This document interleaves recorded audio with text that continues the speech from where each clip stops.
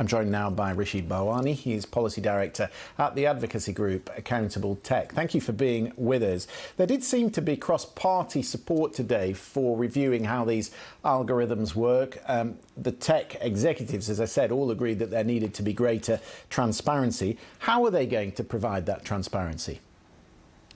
I'll tell you, there's a number of options, but let's step back and just appreciate the confidence and knowledge with which the committee is approaching this issue. It wasn't that long ago, 3 years ago, that we had the famous exchange between Mark Zuckerberg and members of the Senate where he sort of laughed with a half smirk and said, "Senator, we sell ads." Now we've got senators who are approaching this issue after months of research, approaching this issue with an understanding of the business model, of how the business model and the algorithms behind these platforms are incentivized to extract our personal data, oftentimes without our consent, turn around and sell it to advertisers. And so there's a number of legislative interventions, of pieces of policy before Congress right now that I think are likely to be implemented before the end of the year. And that starts with protecting our kids. There is a level of bipartisanship we see on this issue that we don't see on others. But when it comes to protecting our kids, I think that takes us a level above politics. And so I think it's very likely that we see updates to COPPA, the Children's Online Privacy Protection Act, passed before the end of this year.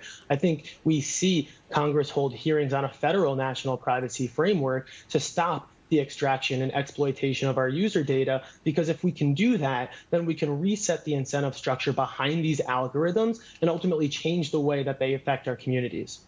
The argument that the Facebook whistleblower made to the UK Parliament yesterday, Frances Haugen, was that the companies are constantly prioritising profit over safety. And that was backed up by Facebook's third quarter earnings that were released last night, which show revenues rose 35% to $29 billion.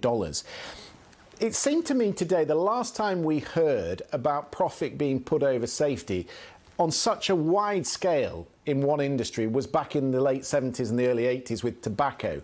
Do you think that's a good comparison?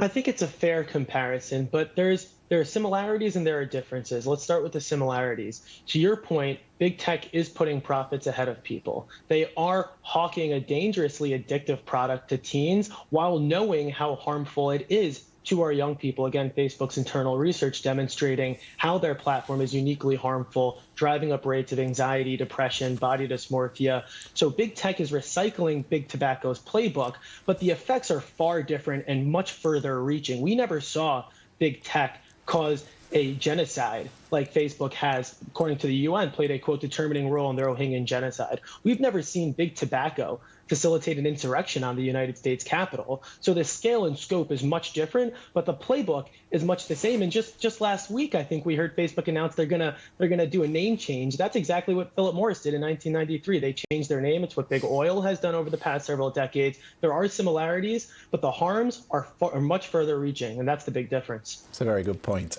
Rishi Bharwani, thank you very much for being with us.